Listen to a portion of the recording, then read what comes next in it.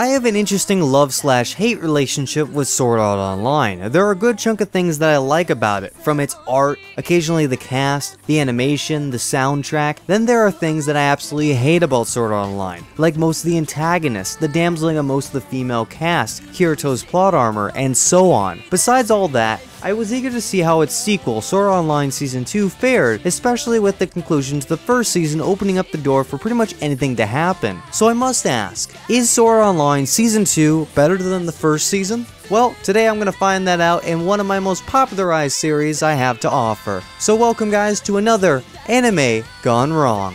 Sword Art Online is annoyingly bad as it gets, and by no means is that a recent realization on my part. I went into this second season fully expecting it to be the same. What does continue to surprise me though, is how well Sword Art Online can constantly find new ways to convince me that it's even more annoyingly bad than its first season. The second season begins with a new virtual MMORPG called Gun Gale Online. Rumors are circulating about a person named Gun who can fire a bullet in the game that will also kill people in real life. Kirito, the protagonist from the last season, starts working with the Ministry of Internal Affairs to investigate whether such a thing is possible. While the main arc of the series seems to be during Kirito's time investigating the Gun murders in Gun Gale Online, Sword Art Online Season 2 doesn't feature a single story arc. Instead, there are 3 main stories that are told throughout the 24 episodes. Gun Gale Online, where Kirito enters GGO and goes up against Gun, Caliber, where Kirito and his friends seek the legendary weapon Excalibur, and Mother Rosario, where Asuna joins with the Sleeping Knights to take down a boss with a single party. Now again, with Sword Art Online Season 2 having a mix of story arcs just like in the first season, I wasn't for all these separate adventures. In the first SAO series, I wish they broke the 2 story arcs into 2 full seasons, or completely scrapped the last arc. However, the second and third story arcs in SAO Season 2 probably wouldn't be able to stand on their own in separate seasons. The main arc that Sword Art Online Season 2 begins with has a really interesting dilemma, but I believe it doesn't uphold the same ramifications as how the first arc in Sword Art Online had presented to us. When I mention the ramifications, I'm referring to the tragic events and an intense feeling that anyone can die in the real world at any given moment. Yes, people are dying in Sword Art Online Season 2 because of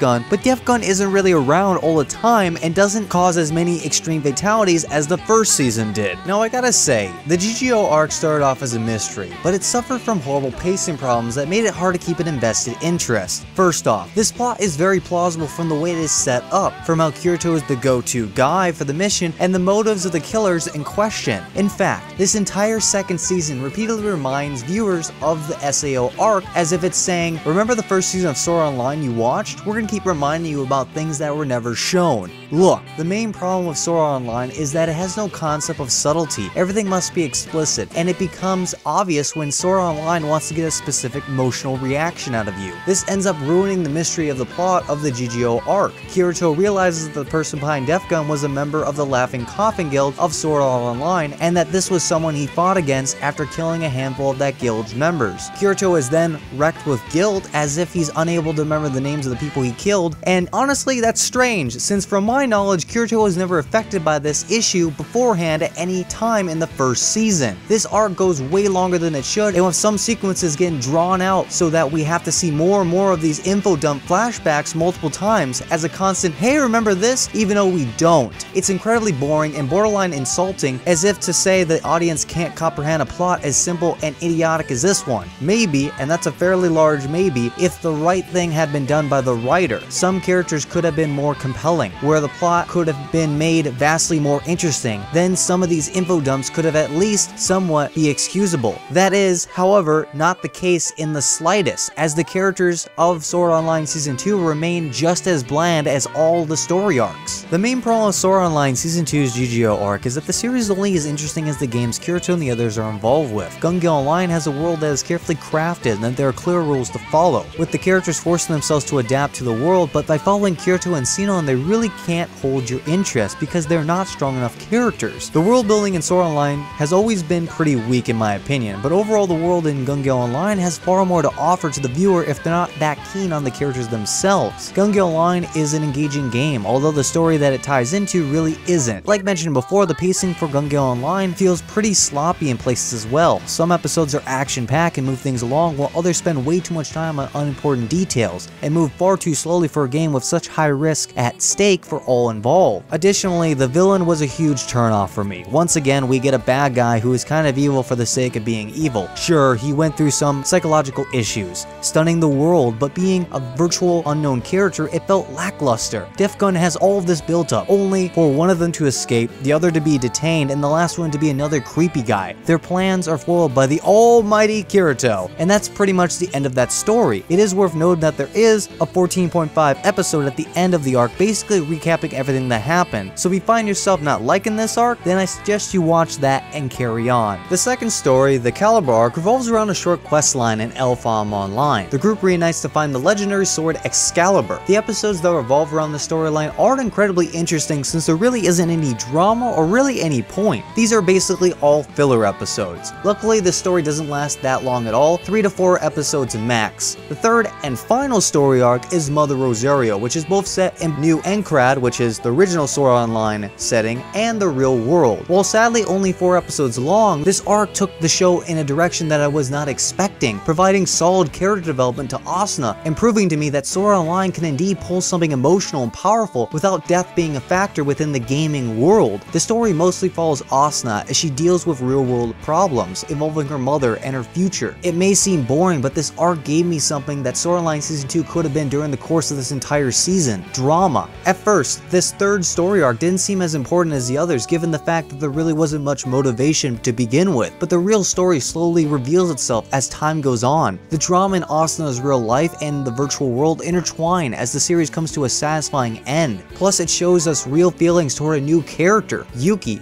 who comes in during the final arc of the season. If only the rest of the season could have had the intensity and the emotion that this arc had, it would have completely changed the series as a whole in the best of ways. Kirito is the main character, as he was in the first season of Sword Art Online, yet I feel like they are trying way too hard to make his character have something to deal with. Right after his first victory in the one-on-one qualifier for the Bullet of Bullets tournament in Gun Gale Online, they introduce the main antagonist and allow him to trigger a suppressed memory from Kirito's past, which follows him throughout the entirety of the series. I feel like this development tool was lazily done and it did nothing to really impact the series or his own personal views. It affected Sinon's perspective a great deal more, and it felt like a hollowed emotion that was designed without the character in mind. In fact, I did not feel like Kirito really changed much at all. He did most of his growing during the first season of Sword Art Online, and this season, if anything, shows how set in stone his foundations are. I must add on that the addition of the new character Sinon annoyed me. Sinon seemed at first the most notable and hyped character. It is poignant to see how she holds up as a character all on her own. From her standout arc Gun Gale Online, there are some positives to her that I can see clearly, but other times I see plenty of negatives that keep her from being great. To put into more perspective, Sinon has a likable presence and personality that is easily relatable, but her character arcs involving her psychological trauma is, suffice to say,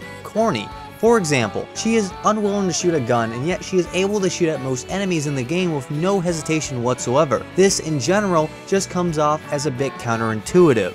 Another character I'd like to mention is Def Gun. Def Gun is a character that is stuck within the glory of his own past, longing for those days again and having a skewed view of reality since the digital and real world are one of the same to him. I have a big mixture of emotions when it comes to this character because, while they are undoubtedly wrong, I also see the logic behind his insanity. The biggest problem I have with this character is how the author made him out to be a completely bad guy without any sensible motivation behind it, but I think he could have possibly been saved during the course of the anime. Overall, I think he was an empty antagonist who served his purpose and seemed to be created for the sake of drama. I feel like if they added more depth to his backstory, he would have been a better character. Now moving on to the better characters in my opinion. Up next is Asuna. While she has been weaker or relegated to the sidelines in previous SAO arcs, she now becomes the center of the story with an interesting story dilemma which gives her much needed character focus. It wasn't the longest arc, I'll be honest, but this was a chance for Asuna to reclaim reclaim her presence. In Mother Rosario, Asuna was finally given a bunch of character development that she was severely lacking. We see Asuna struggling to balance her real life and her time in the online world, which, despite having been escaped from earlier in the first season, she then seems to continue to be drawn to it for some reason. But that growth goes beyond that, and we see Asuna's life as the daughter of a wealthy family and all the expectations that go along with it. It's this development that really pushes the story forward during Mother's Rosario arc. And I also gotta say, one of the biggest influential characters in the Mother Rosario arc, besides Asuna, is definitely hands down Yuki, as she brings a significant amount of time building up Asuna as a character and even the story itself. Yuki was probably the best character we got overall, hands down, even if her arc was really short. Too much of this girl is filled with spoilers, so I won't say too much about her, but I can say that she was quite a strong character. So much of how she behaves is tied to her personal situation. This girl could very well be the strongest character in the series and has a pretty energetic personality to go along with that skill. Yuki's a strong fighter who never gave that role up. Her abilities were at the high level, and she was a determined character who could have easily been the lead heroine in another title. The bonds that developed between her and Asuna was something special. She has the right attitude when teaching Asuna that sometimes you have to fight back against the bullies instead of letting them step all over you, and your politically correct demeanor. Both characters really had an impact on the other person's life. There were things that they wouldn't have been able to accomplish by themselves that they could do because of their friendship. In the end, Yuki was a strong,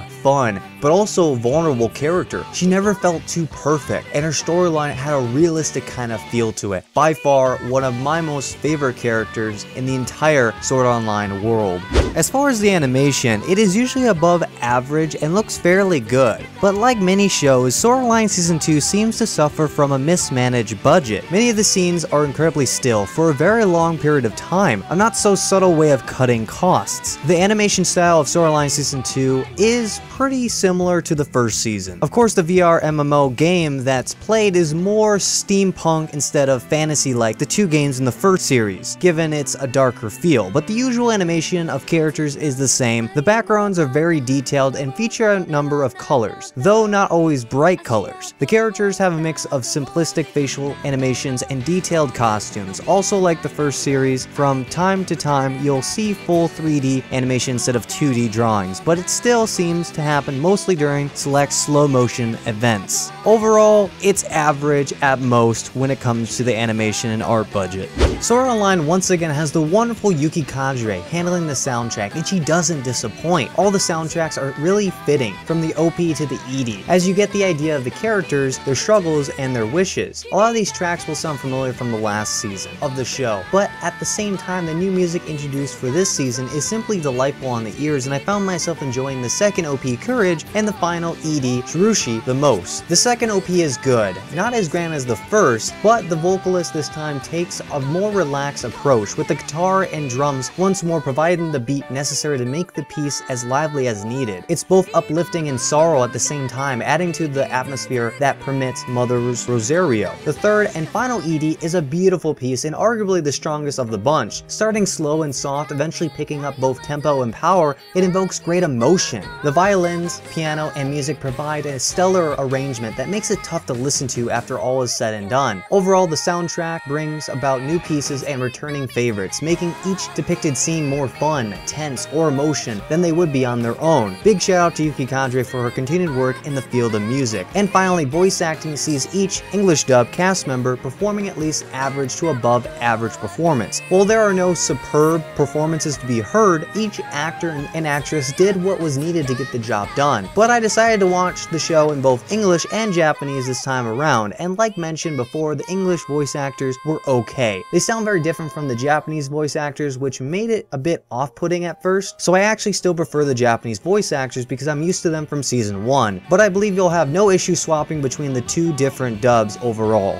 So now we'll dive deep into my biggest complaints. Obviously, if you're very familiar with all my Anime Gone Wrong videos, I basically have a section called Biggest Complaints for really all the biggest reasons on why I feel like this show is 100% classified as an Anime Gone Wrong in my opinion. So let's dive deep into it. Number 1, lack of intensity. Here we see Kirito nearly cry during a few different moments in GGO, and yet, from my knowledge, he initially took the Sword Art Online experience pretty well. The show really tries to be very deep and emotional when it really isn't. One reason why the original original SAO was so great, mainly the first arc, was because the stakes were raised and things got more serious toward the climax. Yet, Sword Art Online Season 2 attempts with this plot with Def Gun, and it just feels forced, or you could say rather out of place. Number 2, the GGO arc. I really wish there could have been more done for the GGO arc. I feel like the writers could have been more cohesive in their storytelling, or maybe could have provided a better story structure. Like for example, due to the true identity of Def Gun, we learn that he's actually pretty weak, and that Kirito should have owned him rather easily. Instead, Kirito is actually getting wrecked in the close quarters fight. Guns versus swords would be fine, but it's a sword battle, so Kirito should have a massive edge, right? At least from what godly powers he's been capable of. The fight makes no sense, and it's just very frustrating as the writers clearly have no idea how they should handle the show anymore. It all comes down to the author, of course, and I feel like he was losing his grip on all fronts of the show, especially writing the GGO arc. Number 3, Sinon. I wish we could have seen a lot more of Sinon in the second half of Sword Art Online Season 2. As you get further along in the show, you start to notice that she's slowly less involved in different events after GGO. I kinda sat there wondering where she went, but never got an answer or a reappearance. Sure, maybe a little bit in the Excalibur arc, but she barely was shown at all. We could have seen Kirito and Sinon gain a closer relationship. Wouldn't want that, but that's a possibility. Or seen Asuna and Sinon gain a closer friendship, or something to keep her relevant. But nope, she just kind of fades away and we completely forget all about her. Number 4, female characters. In Sword Art Online Season 1, Kirito finally made the decision to have a relationship with Asuna, remember? But strangely enough, he must have not made it clear to everyone. For instance, while introducing Sinon to the group, he referred to Asuna as being merely a friend. That's just terrible writing and really seems totally out of character for Kirito. Plus, here's a random thought, none of the female characters, not even Asuna, are really ever allowed to be Kirito's equal, nor even allowed to be a serious threat to the main antagonist. One of the biggest problems in the characterization of the female characters is that all of them are largely inferior to Kirito, what is effectively a completely unnecessary and really unwanted harem scenario. This is incredibly problematic and distracts from the enjoyment of the series. Practically in the second arc, what the writers do to Asuna is particularly dismaying. The writers of the original SAO light novel reportedly even admitted for not being very good at writing female characters and found it easier to write them as love interests. Seriously, it's a real fact. Number 5, fan service. Furthermore, the show even has more fan service than the original. I won't say that the original completely avoided this trap because it most certainly didn't, but the show was more frequent with this issue. For example, Sinon's character design isn't terrible at all, but the camera angles always zooms in on inappropriate angles, which makes it look bad. We've also got some random scenes of Asuna in the bath, and the show continues to show why the quality of the original arc will never return. It's just another pain in the ass I had to deal with during my entire viewing of this show. Sword Art Online Season 2 is a disappointment from its story directions, pacing problems, and forced melodrama. I will, however, applaud SAO Season 2 as it fixed some of the issues I had with Season 1. Here, some characters are more consistent, and they took time to build the worlds they used in this season. But I will also say that the show lost my interest midway through the GGO arc and the Excalibur quest. However, Mother Rosario started off a bit slow, but it ended on a solid note for me. Sword Art Online Season 2 managed to rekindle a spark that I never had for SAO, by both entertaining the viewer while also playing on the emotions of loss, danger, and bonds of friendship. Normally, I wouldn't care much for the characters in SAO, but spending the last few episodes fleshing out Yuki and Asuna really drew a connection between these characters and myself. Unfortunately, that's its only saving point. Anything before the Mother Rosario arc reverts to its status quo, a harem. Be that as it may, the show isn't the worst thing I've seen, not by a long shot. Many aspects did seem average or merely mediocre, rather than aggressively terrible. There was admittedly some small entertainment values as well, but overall, I gotta say the show was exactly as I expected it to be. Mundane, bland, and dense. Whew, well that pretty much wraps up my entire Anime Gone Wrong video of Sword Art Online Season 2. Obviously, this may not come to a surprise, but of course I absolutely hate this show. But I'm sure there's some people out there who really do like this show, and if you guys are new to this channel or somehow stumble across this video, I do apologize. It's just kind of how this series works. If it is classified, on my opinion, as an Anime Gone Wrong, it's most likely getting a lot of harsh words, to say it lightly. But anyways, I hope you guys did enjoy this video, even if you might have have not liked my opinions of this show. I really hope you guys do comment down below on your thoughts and opinions, and as well, hit that like button. It's always well appreciated for all my videos, and as well, subscribe. It's always good to keep it up to date when my next videos will be up, and as well, if you guys would like to know more about my personal self, or maybe some updates, or when exactly my next video will be up, you guys could always follow me on Twitter. There's always a link down in the description below. Anyways, of course, my name is JcGreen. Hope you guys did enjoy this video, and I'll see you guys next time on my next anime related video. Peace out, guys.